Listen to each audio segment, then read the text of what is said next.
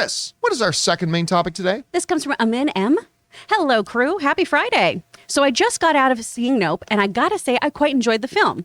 I didn't love it as much as I wanted to, mainly because the reveal didn't satisfy me, and I think it'll be the same for a lot of people, but still enjoyed it. The cinematography and visuals were amazing.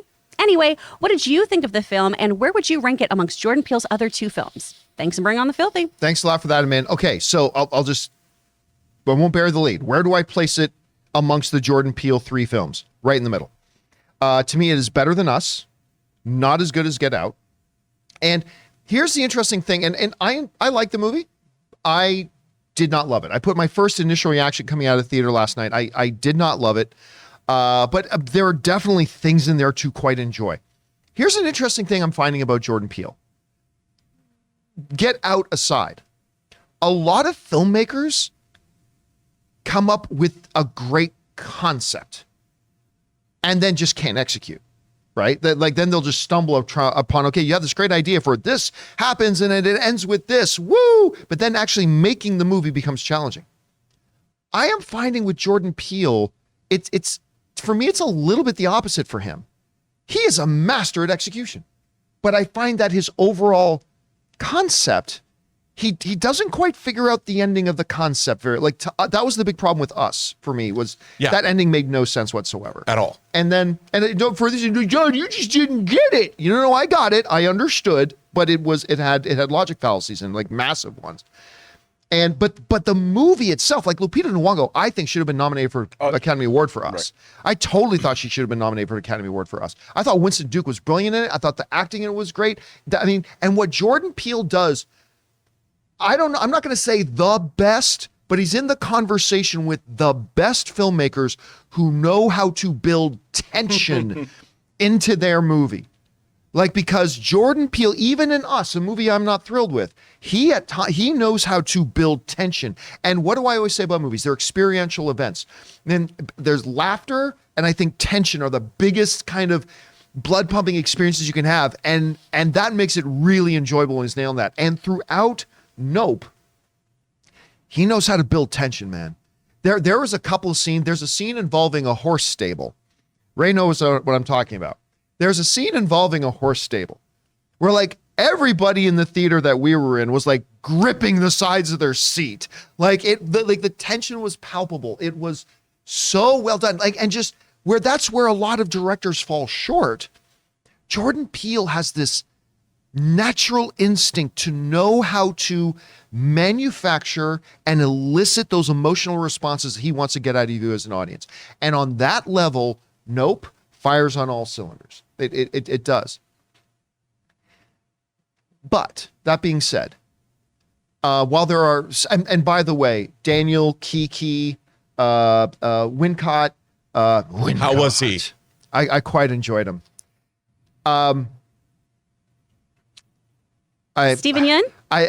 Okay, Steven was great.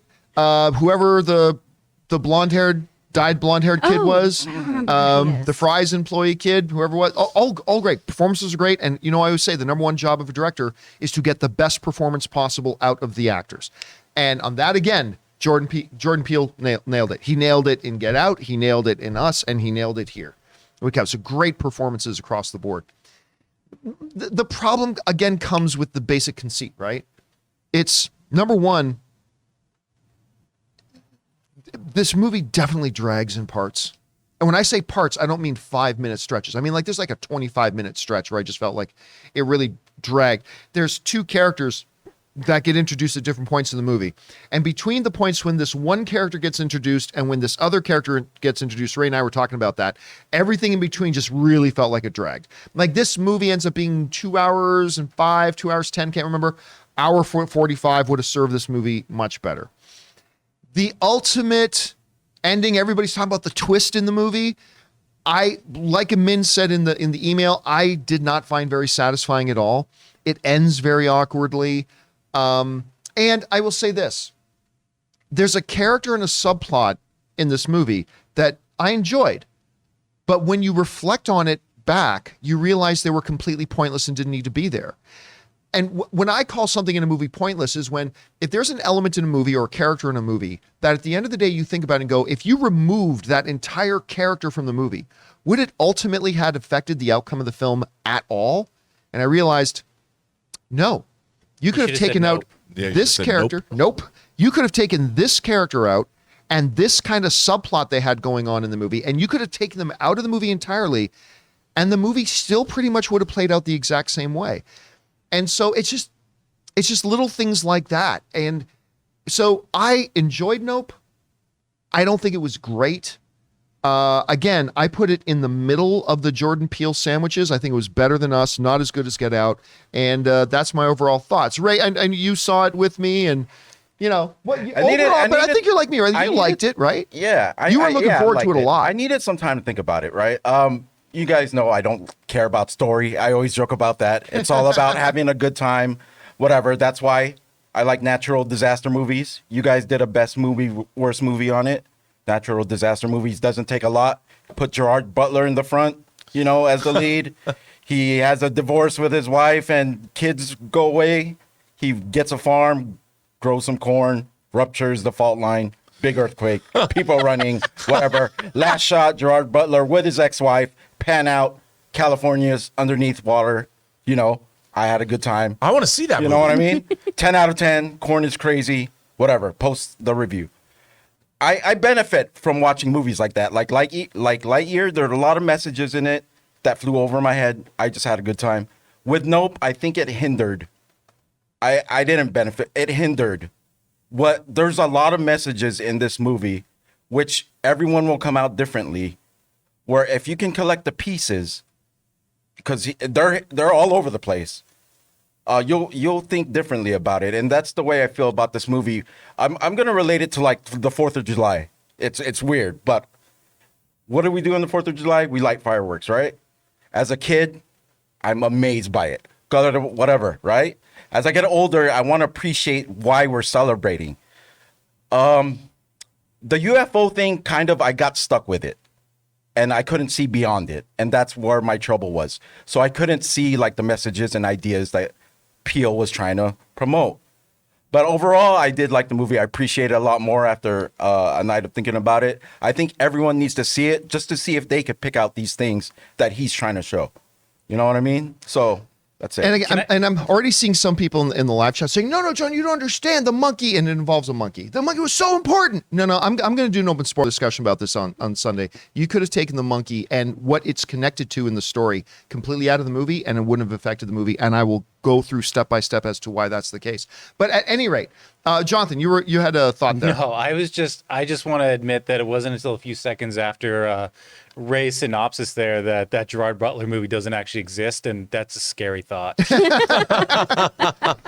All right, guys, question is for you. Did you have a chance to get out and see Nope? What did you think about it? I'm seeing some people don't like it as much as me. A bunch of people like it a lot more. Hey, listen, last I checked, it's got like an 80% on Rotten Tomato. I think the audience score was hovering right around 80%, maybe 78, 79%.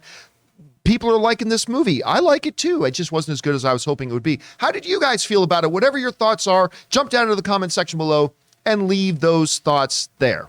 We want to take a moment and thank the sponsor of today's video, Storyblocks. Guys, I have been an enthusiastic fan and user of Storyblocks for years. I go to them whenever I'm in need of content creation assets like royalty-free music, video clips, or templates for my creative projects, ranging anywhere from little editorial videos to my very own full-feature documentary. Storyblocks helps you bring your stories, videos, and projects to life without sacrifices due to time, budget, or access to resources. They have over 1 million different story assets ranging from stock videos, audio and music, an in-browser video editor, and they feature pre-designed templates, animations, and outros. Storyblocks uses an affordable subscription model, and their unlimited access plans offers, well, unlimited video and audio downloads rather than a costly pay-per-clip model. With Storyblocks, you'll be able to create more content and, more importantly, better content, all while using a subscription plan that fits your budget,